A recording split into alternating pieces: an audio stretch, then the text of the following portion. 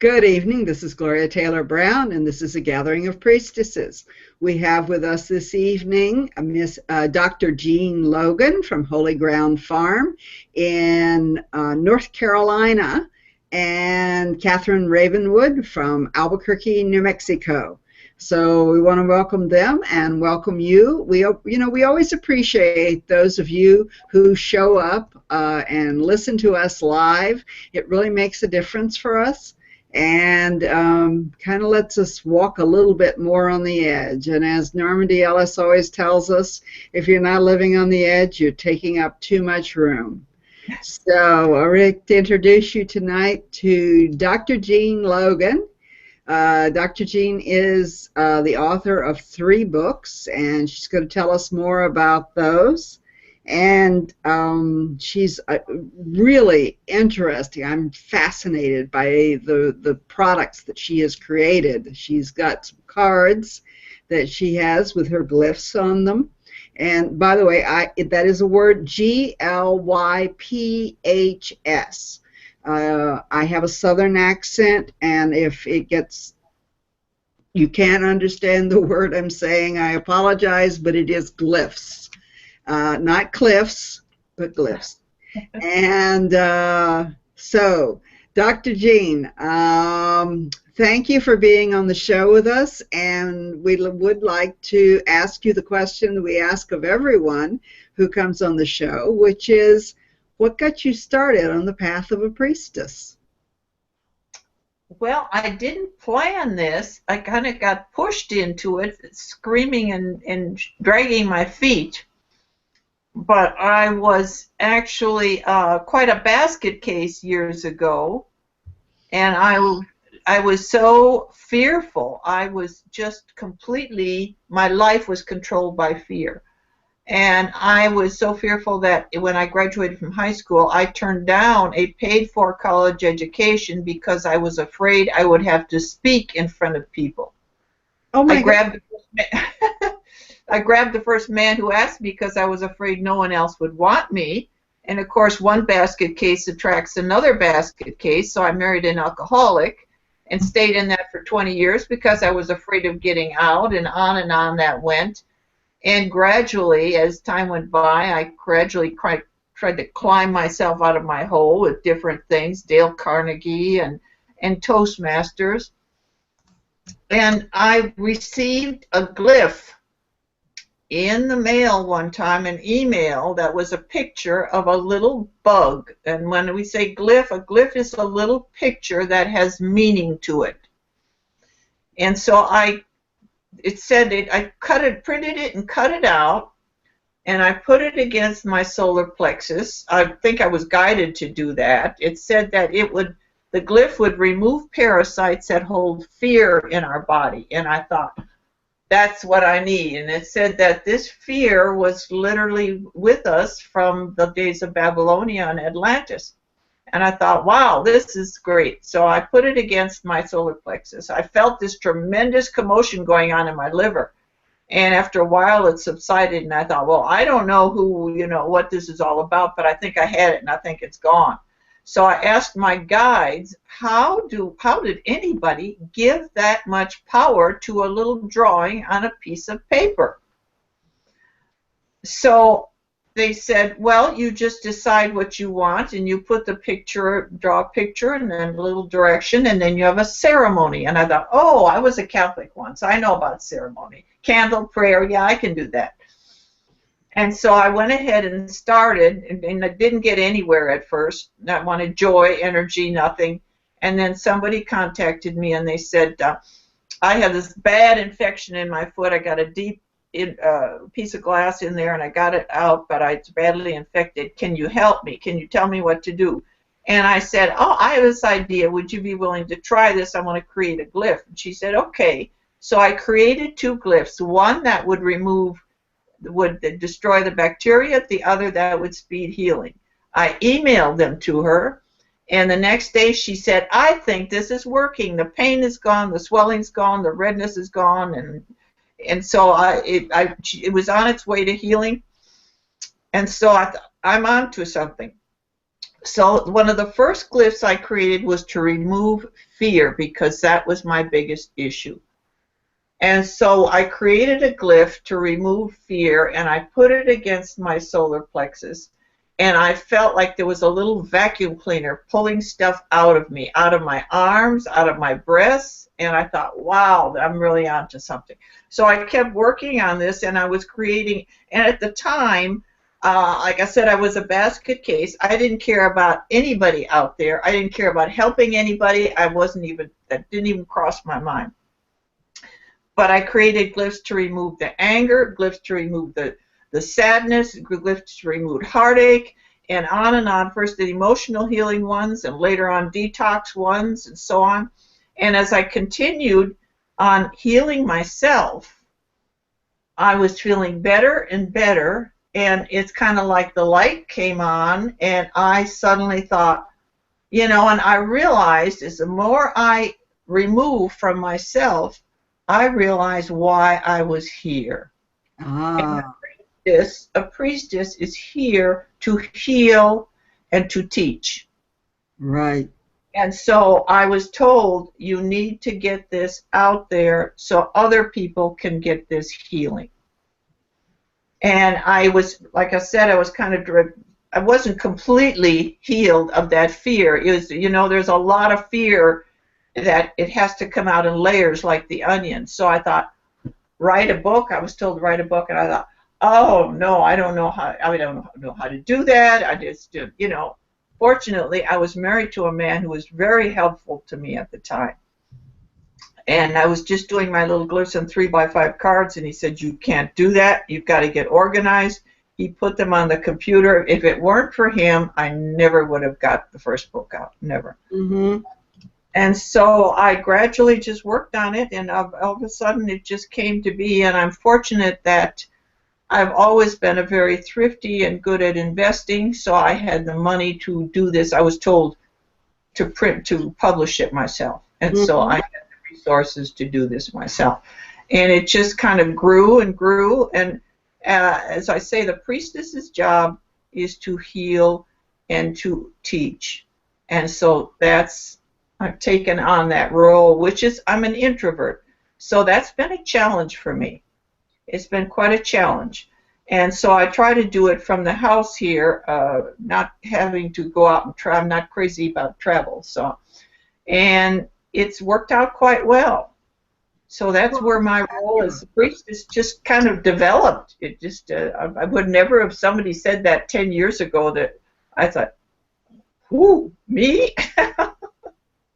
Who are you talking to? Well, did you, so this only began, only began getting these glyphs about 10 years ago? Was that when? I look at the dates on the first ones, and it says 2004 when he started putting them in the computer. So yes, that was just 11 years ago, right? Wow. But I was already, sometime before that, a few years before that, I was meditating one time, and I saw like a blackboard with some writing on it, and I felt like that was telling me to try guided writing. Mm-hmm. Because I was not one of these who was born able to see, hear, and I did none of that stuff. So I went ahead and sat out on the deck, and I wrote down whatever. I tried to clear my mind, which is not an easy thing. And I got one page of gibberish, and by the second page, I started getting something. And that started me communicating with the unseen. Mm-hmm. And so that gave me a head start there. It was a big help. Is that where your glyph information came from? Well, eventually, I was just starting to talk to my guides and so forth. And then one day I was standing in the kitchen, and I thought, I wonder if God would talk to me. And I heard very clearly, yes, I will talk to you. And I went and grabbed my notebook. I always write what I get. And I grabbed my notebook, and I got a very simple, elegant reading. And so I began communicating with Source. And this was a regular thing. And so I was told that I was chosen to do this. and that I would be given the instructions on the programming. What I wanted as a picture was up to me, whether they'd give me a picture, and if I wanted to use that, that was fine. But I was told by someone that I was getting them off some stone tablets in some cavern. I don't know if that's true or not, but you know, you get different things from different people, and you just kind of take it like, no, okay, maybe, or it doesn't. You either believe nor disbelieve. You know, you just accept whatever it is. But I would be instructed often on what to write, and I would write a glyph. Like, for example, there was one I wanted to do one on just calming, you know, like anxiety. And so I asked Source, and I was told to write a glyph that said it would repair damaged nerve bundles. And so I thought I wrote that glyph, and I was given a little image of a little sailboat on some waters, and so I put that out, and I tried it, and I put it on my third eye, and I felt stuff going on, but I don't have any noticeable nerve damage, but I think we all have a certain amount of nerve damage. And I thought, well, this is interesting. But later on, after the book was published, this one man called me, a man in his 50s, and he said, I have something I want to tell you. He said, this is kind of embarrassing to talk about, but he said, I've been impotent for years. I used to use street drugs. He was taking meth, used meth for a long time, and he said he had lost his ability to function sexually. He was impotent. And he said he got the book, and he opened it right to that. He put the book on his third eye, and he felt a warm thing, whatever, and he was, you know, later on he went to bed. He said, like I said, he's lost his function sexually. And then he said the next morning he woke up and he said, I felt like a 20-year-old. He said it was back all the way. And I thought, well, somebody out there, you know, I will write a glyph. And I think, well, I don't know who needs this, like a neurological damage, which, okay, somebody out there needs it.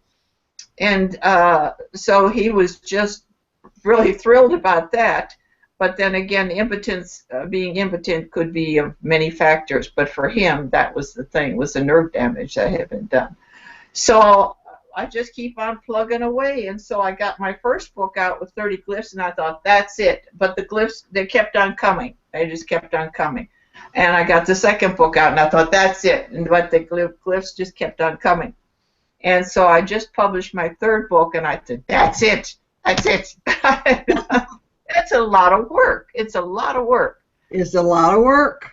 Right. It's a lot of work. So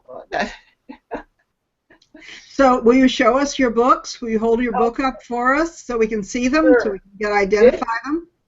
Now this is in the second printing. This is the first book, Unlocking the Power of Glyphs. And that's the first book, although the first book, the cover was much different. And I was advised by a woman who was taking them overseas to see if we could find a publisher overseas, that my original cover was not very good. And she said I should try to have one. This was my second one, and she wanted me to come up with something that was like the second one. This is Sacred Symbols of Light. Is that coming out forward printing? Fine. It looks very nice. All right. Okay, that was the second book. And then I just, and again, and that's the third one, Symbols of the Dawn. Okay. And the first book has 30 glyphs in, the other two have 34. I don't know where that number came from. But then people for years have been saying, would you do cards? Would you do them in cards? And I didn't really want to do that because I've never been big into the cards. But finally I relinquished, and I went ahead and I did the cards. And I had kind of cold feet. I didn't order a whole lot of them made, and I think that was a mistake because they're really selling quite well. The box has 72 cards, and on the cover of them, that's a stained glass window I constructed a chapel where I empower the glyphs. And the glyphs, what I do when I empower them the ceremony varies from just the candle and the prayer to something a little more elaborate. And I was advised to call in all the spiritual beings that, you know, to assist me. And so when I have a ceremony, I use the CD from Tom Kenyon where he calls in all of the sacred beings. And then we go through the whole thing with the smudging and the directions. And then I ask all of the sacred beings that when I read the empowerment statement, they put their energy into it too. And that makes them amazingly powerful. And there are glyphs here that will kill any bacteria or any virus. That will be the most rapid detoxification you could imagine. And I am protected because I'm constantly protected because the medical establishment would not like what I'm doing. Mm-hmm. And somehow I escaped the stay under the radar, because the second book even has glyphs that will heal malignancies, will heal neurological damage. Well, I had a dog that had dementia. I healed him of his dementia.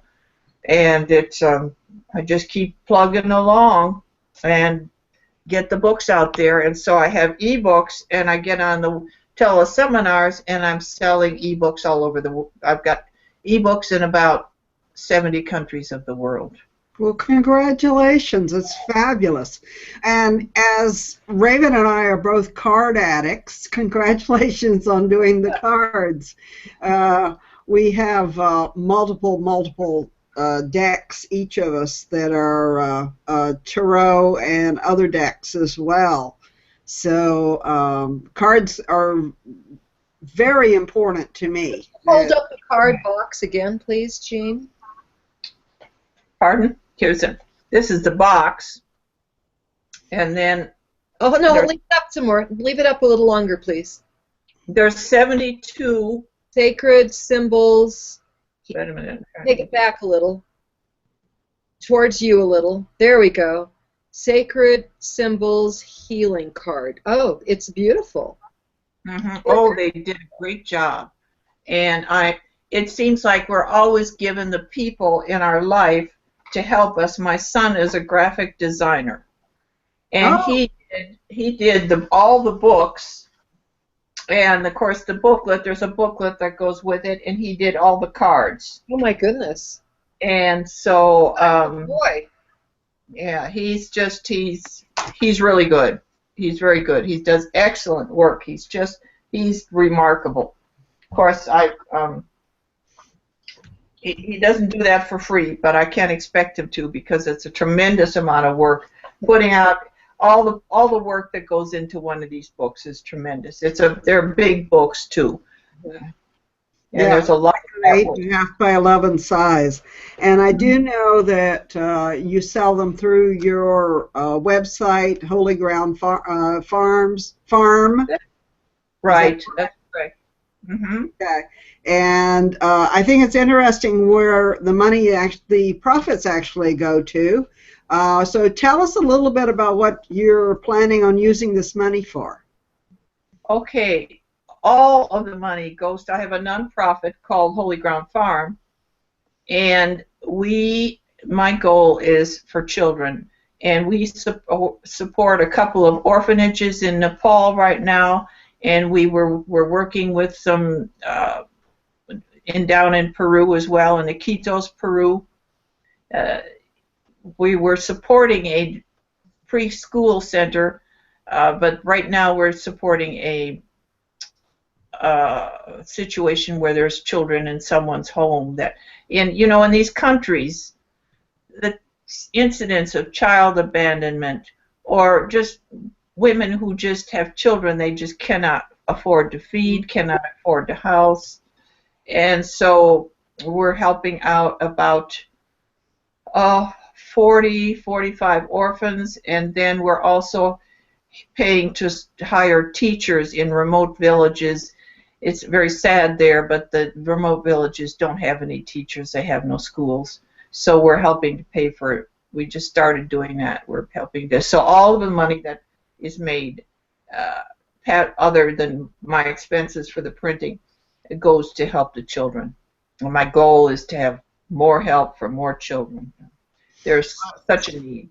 So the one in Nepal where is that in Nepal? Kathmandu. Okay, so is it affected by was that school affected by the earthquake? Well, one of them, they had just a tin roof, which actually turned out to be a blessing, because where the damage were these brick structures. So they were all right. The other one, the building was damaged, but none of the children were hurt. Both of the administrators, their homes were damaged. One of them was quite badly damaged. But nobody was injured, neither the families of the administrators or any of the children. So they were quite protected and quite blessed. Well, that's fabulous, and I'm glad to hear that. I do know I got in an email here recently, and someone was saying, you really need to understand what is going on here, and basically, as always, there was a certain amount of help they received when it first happened, but then there hasn't been a lot of follow-up on the help that they need. So it's right. Those issues. Right. I mean, I still am involved with a foundation in Haiti that is trying to help them recover a school that was totally destroyed by the earthquake. What was it now? 4 years ago?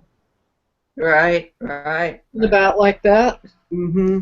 And they still haven't gotten any aid of any kind there. So let's go back to the glyphs and talk a little bit more about those and about what they do. And, one of the things that I find fascinating is, I come out of a rather eclectic background, and part of my training was I went through a period where I was studying voodoo. And in voodoo and Santeria, there is the use of holy symbols, they call them. They don't call them glyphs, but they call them holy symbols. Mm-hmm. And the holy symbols are the embodiment of that deity here on earth. So if you want to have more love in your life, you might have a symbol of Oshun. Or if you want to have more money in your life, you might have a different symbol. And these symbols are can be put on your car, can be put on your house, can be put on your floor. And the other thing is that, in a sense, hieroglyphics are glyphs. Right. Hieroglyphics are sacred words made into which are pictograms, and I have often wondered about the healing power of hieroglyphics, and it's something that Normandy Ellison and we have talked about, and about the use of it, because it is the word made manifest, and it sounds to me like some of this is that you are talking about is. It's not only the word, but the image made manifest, and then investing it with the intention of healing or correcting a problem. Have I got that right or not? Yes, that's right. And people often ask me, do you have to believe in it for it to work? And I tell them it works amazingly well on animals, and they don't believe anything. But on the other hand, they don't get in the way. They don't doubt. They're not skeptics. They're not thinking, how long is this going to take? I don't feel anything. When is it going to work? They just are. And that's really the best way of people just relax and let go. Healers work really well because healers already know, like, oh, yeah, I'm ready. Here I am. But there's a lot of people who are, if you're skeptical, or negative, I tell people, I say in the book, don't waste your time with negative people, because that puts out an energy that can actually get in the way and prevent it from doing anything. And there are people who simply sometimes want to prove you wrong. And see, I told you it wouldn't work, So I tell people, don't bother with these people. I really I don't take time with people who are overly skeptical or have a negative attitude about it. I just back away and leave it be. Well, I think that's a good attitude. I don't think that dealing with negative people if you don't have to is a good idea anyway. Right. Right. Or even the skeptics. I just let them be. But what's interesting is how it has saved several animals from being put to sleep, because a lot of times, especially with cats, kidney problems are very common, and with dogs as well, because there's so much garbage in their food, and they will get quite ill, and you can put a glyph on their kidney, and all of a sudden I've had them where they were where the vet had said they needed to put to sleep, and with the next day that they're well again. Wow. So that's been amazing. And also with animals that don't get along, and if you've ever had cats or dogs that didn't get along, you know how that can happen. And that I had one dog who was resentful of the other one, and I put the glyph on to remove resentment for 2 nights, and then I put there's a glyph for love, and I put that on there, and they were fine. It was just, she went over in the bedroom. How does that work with sons? Sons What's that get along. Well, now there's a glyph that you can use to work on remotely. It's called Reach Out. And it's, I'm going to bring up that picture. Because it's a picture of a little circle of people. Here, that's that one. Reaching Out. And you take the name of the person. What it will do is you take the name of the person and you tell that energy, your intention to send that energy or the directive of the glyph to that person. And each day they would remove a layer of fear one day, the layer of anger the next day, and and they would just keep on, and it would cycle through about 8 glyphs, but you have to have permission of the soul. And if you don't know how to douse that, I just tell people, say, if the soul grants permission, then, and very rarely does the soul not grant permission, but it does happen. And each day it will remove a layer of something, and after 6 weeks, it expires in 6 weeks. Then you just tell the glyph. The glyph has consciousness. You can talk to the glyph. You can tell it. You can even tell it to do something a little different than you thought about it. Like one lady took the reaching out, and she took and put stuff she was trying to sell, and she said, I want you to reach out and find the person who's supposed to buy these things. And she said it worked. And I thought, whatever works. I always say there's no wrong way to use the glyphs. Just use your imagination. And I said, if you get some idea to put one on your big toe, put one on your big toe. Because with acupuncture meridians, maybe it's a point to use something. You don't know. And with there's one to heal glaucoma and cataracts to heal eyes. And I was told that to put the glyphs on the back of not just the eyes, but on the back of the neck here, where there's a little depression, and to put them under the armpits. Well, there must be a reason, so I did, and it healed my ex-husband of cataracts and glaucoma. Fabulous. Well, Raven, maybe we should put that reaching out on one of your china cabinets. Why from my china cabinet? Well, because you wanted to sell some of your china. No, I don't want to sell my china. Oh, I thought you did. I'm sorry. No, you stop that. Raven, I tease Raven. She's got 2 china cabinets, and she can't move because someone said she can't move because she has 2 china cabinets. I said she can. She just has to pack them up and move them. But I've several times with them. I've worked multiple times with them. And I have 2 other girlfriends that have 2 china cabinets. It's not just me. You're so picky on me. No, I don't want a glyph to sell my china. All right. So I think Raven had something she wanted to show us. I was noticing that you were bringing something up Oh there. no, I'm just burning some smudge. That's all. Okay. I'm not trying to show you anything. It's just nice. I'm sitting in my altar room. It's just nice to sit here and burn a little smudge in here. Okay. Yeah, Raven has an entire room in her house that is devoted to an altar, to altars, and it's quite remarkable. So if you ever work with her, be sure to, in Albuquerque, be sure to get a chance to see her altar room. It's a working room. It's, some people think it's excessive. Other people like it. I don't really care. Well, I basically go with the little altars everywhere theory. So I've got altars all over the place, and instead of having it all in one place. So, you know, and it sounds like Jean has a room that is dedicated to an altar for investing these glyphs with their power. Well, on the land here. I have three vortexes, and one of them is a very powerful vortex. And I was told on healing on 1 to 10, it was a 10 plus. Wow.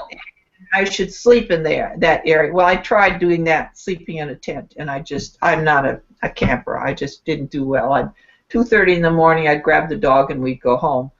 And so I had a chapel constructed there. And if I'm on Facebook.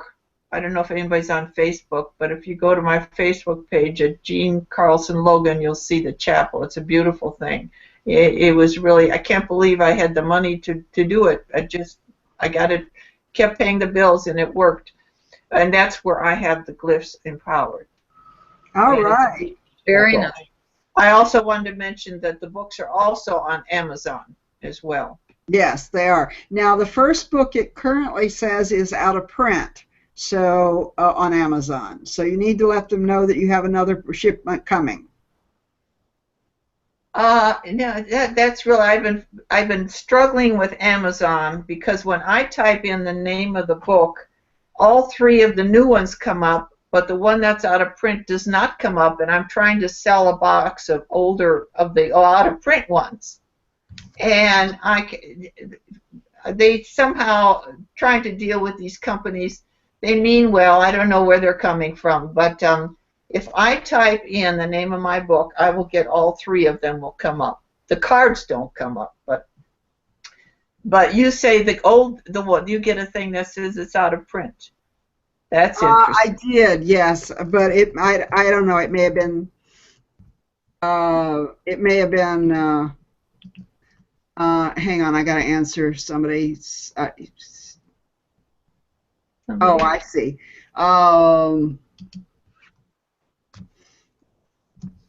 We got a question? Yeah. Okay. Loretta says she'll be happy to buy one. So anyway, we'll have to make arrangements. So they would buy it through holygroundfarm.com, correct? It's holygroundfarm.org.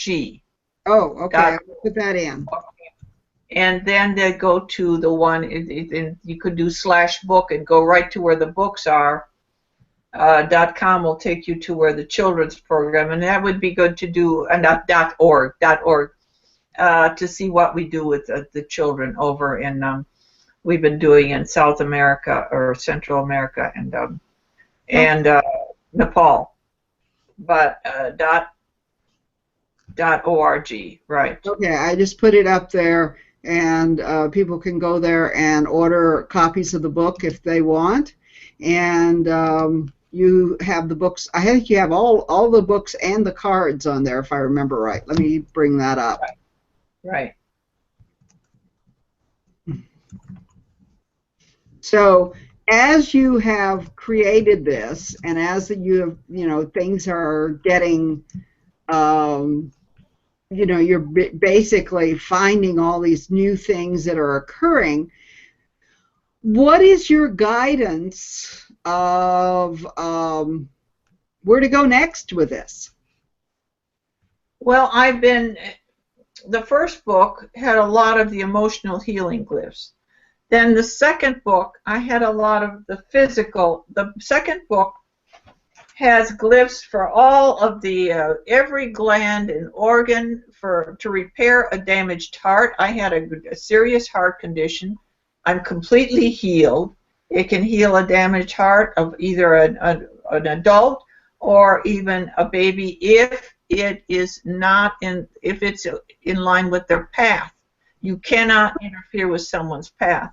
One woman contacted me and wanted me to help her grandson, and I got a message that I could only help him to 20%. He chose to be in there. So the third book, I had Glyphs to heal the damaged brain, and I effectively healed it of a dog that we adopted from the Humane Society. But now I was getting that we need to remove from the earth all the chemicals. So I have glyphs that would, let's say, you could put a jar with the glyphs in the garden and it would repel any cabbage worms, let's say, or cucumber beetles or something. So, and then we have a situation here in the Northeast that our bats are dying of a fungus that affects their nose. And so I put that out there, and I've got it outside, and I send that energy out, and I tell people put it outside and laminated and send that energy out to heal the bats. And we had trees that were dying of various diseases, so I have glyphs that will heal the trees, and I have been successful. It took me years to work on that one. And so that's where I've been working right now. And then one of the most recent ones was to heal the waters. And so I have a pond on my land here, and so I've been working and experimenting with that and to see the difference it would make. And I could see that the water looked clear. And you just pour some water in, and it will keep moving on and on and on, and it will heal the water and remove the radiation as well. We have that from Japan that's been coming over at us all this time. So I wanted to show people the Unlocking the Power of the Glyphs. Now, that was your first book? Yeah, that was the first book, and then the second one you see there is the second edition of the same book. Okay. So these are both on holygroundfarm.com. .org, I'm sorry. And if you go down and click on the book, and then there is Unlocking the Power of the Glyphs, and Sacred Symbols of Light, the Symbols of the Dawn, and then we have the healing cards. Right, right. And you can find all of these right here. And in addition, there is a free glyph that if you put in your entry, Jean has set it up for you so that you'd be able to download it for free. So just wanted to show y'all that where you can get these and get the information. But the other thing to look at is that on the holygroundfarm.org website, she does have the information about the children, where it's in Iquitos and Kathmandu, Nepal. And then as we scroll down, you'll see the different information of what is going on and where you can get it. And so anyway, just wanted everybody to have an opportunity to see that. And I'm going to stop presenting that and come back to you, Dr. Jean. And let's see, there. So I wanted to let them see that so that they could see where to order the book. and it is fascinating material. I look forward to finding out more about it, and and I could probably use quite a few of your glyphs personally. The Now one that there's parasites particularly. Yes, that works amazingly well. What I tell people when they get the book, certainly start with the first one, and to work on the ones for the emotional healing, because we carry a lot more than we realize in us. But also, like, to take the glyph for the detoxification, and if you take a strip, a page of the glyphs in the book. There is a page of the glyphs, and then there is which has a large picture of the glyph, Mm-hmm. and then a description, and then it has what we call a patch page.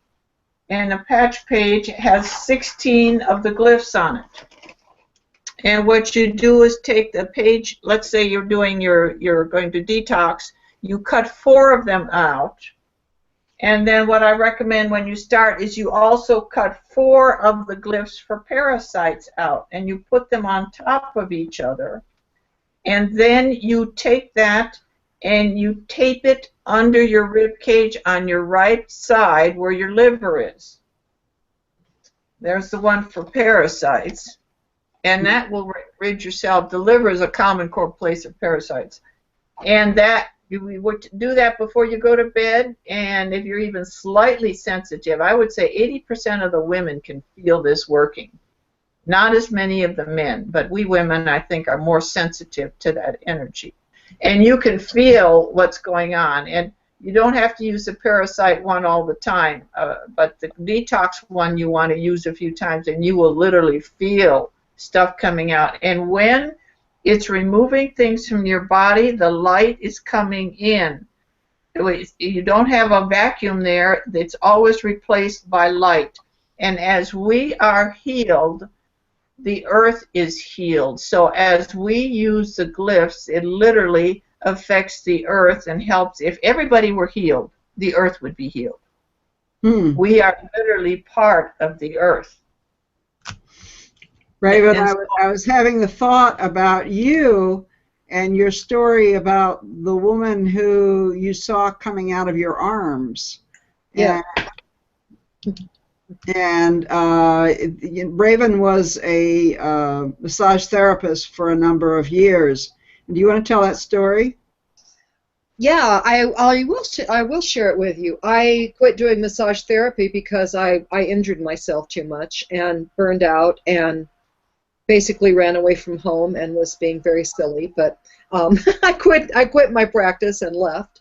And many years after I stopped, I was here in Albuquerque, and I was just walking through my house one day, absolutely thinking of nothing. You know, I'm going to go get a piece of paper or something.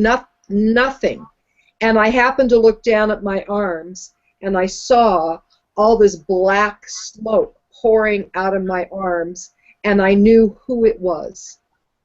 And I'll just make up a name. And I said, oh my God, that is, Jilly Jones. How long has she been in there, and who else is in there? And as a massage therapist, I know we try to clear ourselves, but you take on so much energy when you have your hands in people's energy fields and on their bodies for 15 years. You take on a lot of stuff, and that was amazing to me. So I'm sure that I have many more Jilly Jones within me that need to get the heck out of there. And now I have a question for you. How long do these glyphs work? So if you cut the strip out, how long should that strip be good? If undamaged, you can use a glyph over and over as many times as you want.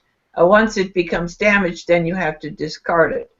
But that strip is good, but how long do you need to use them depends upon how much stuff you're carrying inside of you. Right. But there is a glyph to remove attached entities, and it will walk you through a procedure because we can rid ourselves of them, but it takes a little help in understanding how to do it, because sometimes you can get rid of one and they can come back unless you send them over the veil and seal the portal against their return. So Well, yes, it I have was entities. also I one just in, think I have energies in me. yeah. Well, that's what. Energies that came out when I was doing body work on people. I don't think it's an entity, but yeah. But it's that those things, all that stuff contributes to joint pain and autoimmune diseases and all of these things. So I'm very interested in your products. Right. There's one also to remove implants that are not for our highest good, and also vaccinations that are not for. I always include that not for the highest good because I'm not trying to judge whether there's any of them that are worthwhile or not. Mm-hmm. But when I used that one, I could feel it removing stuff because I think I don't feel good about vaccinations. Yeah. I'm sorry, I don't trust our medical establishment. So, but Well, there's definitely remove vaccinations. I am fascinated by this, and I would love to talk more. However, I have Kathryn Raven has made a particular request tonight. As many of you may know, there has been a serious spill in the Animas River, which is up in Colorado, which flows into the San Juan River, which flows into Lake Powell, which flows into the Grand Canyon, which flows into Lake Mead. So we're talking about a major system, including the Colorado River, that irrigates much of the west, the southwest particularly, and we have over 300 million gallons of toxic sludge that has been dumped in them. 3.5 million. 3.5 million. They've changed the number.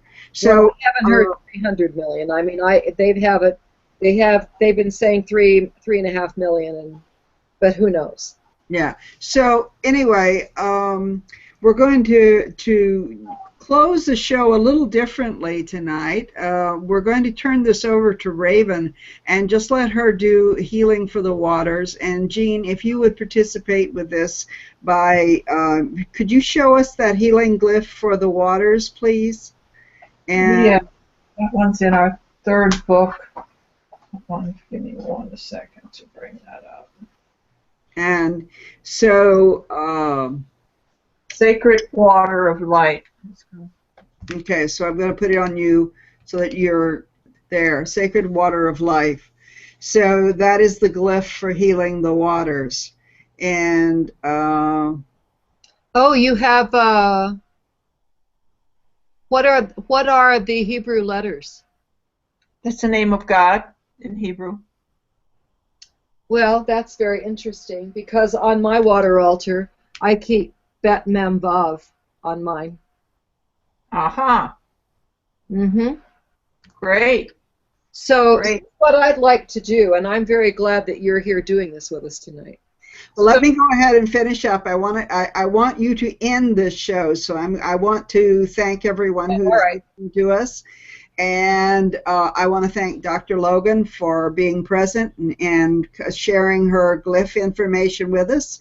And hopefully you'll sell out that whole box of the old books so we can all get them, as well as get your new books and your new cards. I look forward to those. And thank you so much for being present. I really appreciate it. And I hope that you raise millions and millions of dollars to help those children in Peru and Nepal. And Raven, I want to thank you for being on here. As you said, you've been up since somewhere before dark 30 doing yoga.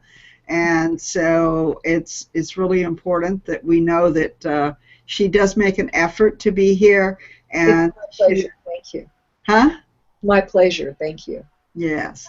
So I want to thank you as well. So thank you very much, Dr. Logan. I really appreciate it. And did you have any final words you wanted to say before we turn it over to Raven? Oh, Gloria, I want to thank you. This is I appreciate this opportunity, and I just want to send people out there much love and many blessings. Thank you so much. Okay, so Miss Kathryn Ravenwood is now in charge, and we are going to have her do the healing of the waters. With Dr. Jean. All So right. Dr. Jean's glyph is there, and what I'm going to be using, let me just move my computer back a little bit. I have my water altar here, which, can you see it? Yes, I can. Okay, so my water altar is a punch bowl full of water with a very big amethyst and some selenite in it. And this has been going since 1999. I just keep filling it up again. So, as Gloria has told you, it's the Animas River. And what happened was the EPA was checking a mining holding tank that God knows how long it's been there to see how they wanted to check the level of toxicity in this holding water, and they accidentally released it. And so this 3.5 million gallons, whatever, of this very highly heavy metal toxin from a gold mine was released down the Animas River, went down through Durango, not Durango. Anyway, went down through Colorado, through all the heavy areas that do rafting and all this water. I mean, their whole business is rafting and water fishing and all of this. And the river turned bright orange. And then it came down through Farmington, New Mexico, flowed through New Mexico, and now it's on its way to Utah, and it's going to just keep going. And they keep saying, oh, well, we released some fish, and only one of the fish we released died, and that's probably just because it was traumatic from being released. We all know it takes a long time to find the effects of heavy metals that show up. So they're really downplaying this. And the thing is, if it's not the Animas River, it's a gasoline tank or tanker train that's dumped into one river, or the plastic in the ocean, and you name it. There are so many disasters going on. And I think people get to the place where they don't know what to do anymore. It's like, I can't handle all of this. How can I make a difference? And I think every single prayer makes a difference. And so Dr. Jean has her glyph. I'm just going to use my water altar. And what I propose is this. Let us imagine this beautiful Animas River that is a gorgeous, beautiful river in Colorado. And it kind of snakes around as rivers like to do.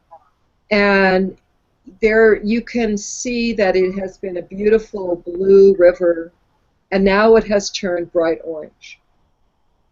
And as rivers rush and carry water, it's going to go where it's going. And so I propose that you can go along with this meditation any way you see. Imagine this river in front of you. Visualize this river the best that you can that has turned orange. And perhaps you can see downstream where it has not yet turned orange. Put your hand there and put your other hand at the beginning of this spill so that you are holding within your hands the orange polluted waters, and contain it in that spot. And perhaps you will feel the river, perhaps you will not. And as you hold and contain that part of the river, first send it your love and your prayers. The waters, all the consciousness of the water is all connected. And so as you hold this river, tell it that you love it, tell it that you are praying for it, and then visualize the water accepting your prayers. Speak over the river. Let your voice carry out over the river. And then ask that a protective bubble is put around every fish, every duck, every bird, every animal that comes in contact with this water. And that this protective bubble protects the animals until the river can clear.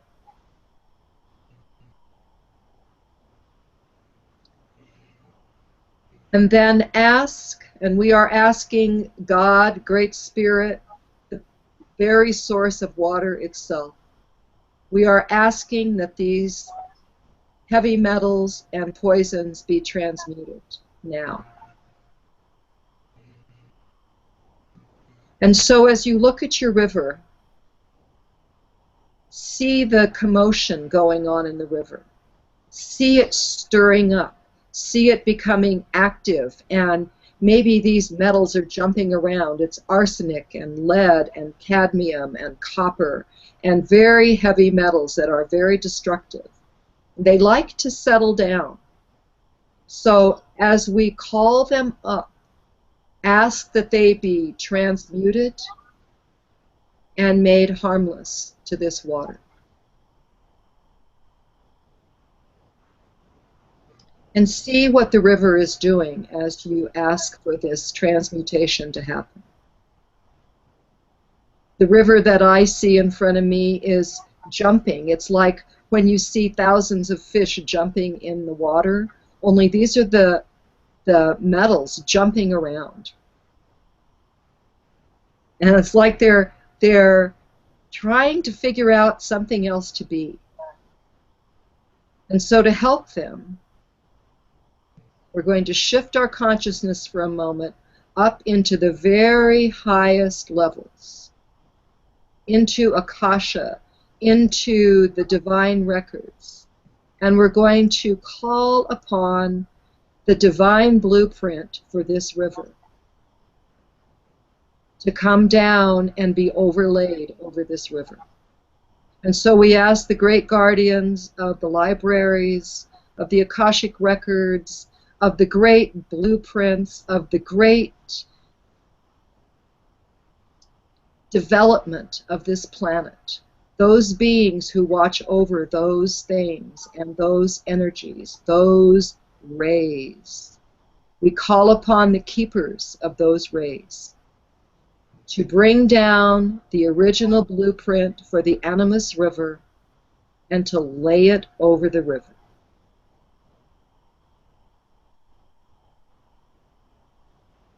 And we thank you for helping us with this. It is our intention to be your servants here to bring this healing to this river. And as the blueprint is laid down, see what it looks like to you. It may look like a giant blueprint. It may look like a computer graphic board.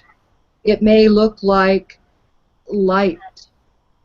Whatever it looks like, remember that you're holding this contained section of river between your hands. And feel that energy come and fill in the river. Now, as this is happening to me it looks like a big computer board that is made of light. And as it is laid over the river, all those metals that were hopping around are calming down, and they are shifting. And they are changing form and shape.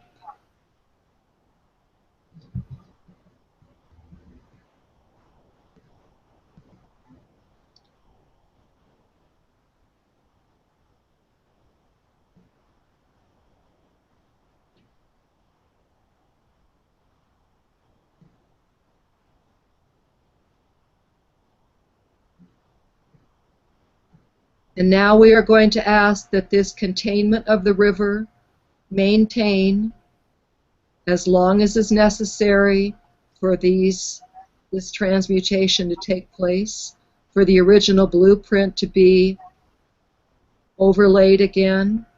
And when you are ready and when you feel the energy moving, release your downstream hand and let the river flow forward with this healing energy inside of it. Bless the river. Thank you, water. I love you. Thank you, water, I love you. Thank you, water, I see you clean and restored. Thank you to the beings who are helping us. Thank you to all the waters of all the world. We bless you, we release you, we see you clean and restored. And Dr. Jean, I would invite you to add what you are seeing with your glyph.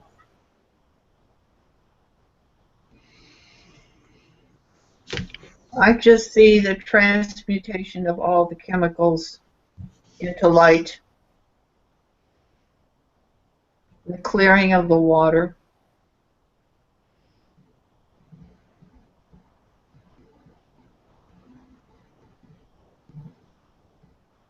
On a continuing basis.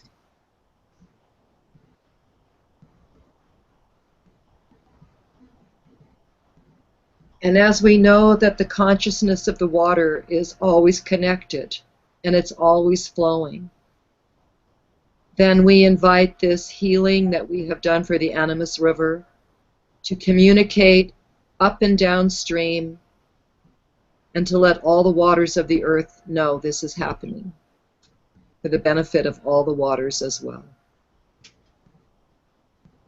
We bless you, water. We thank you. We love you. So it is. So it is. Aho Matakuyasin. Aho Matakuyasin.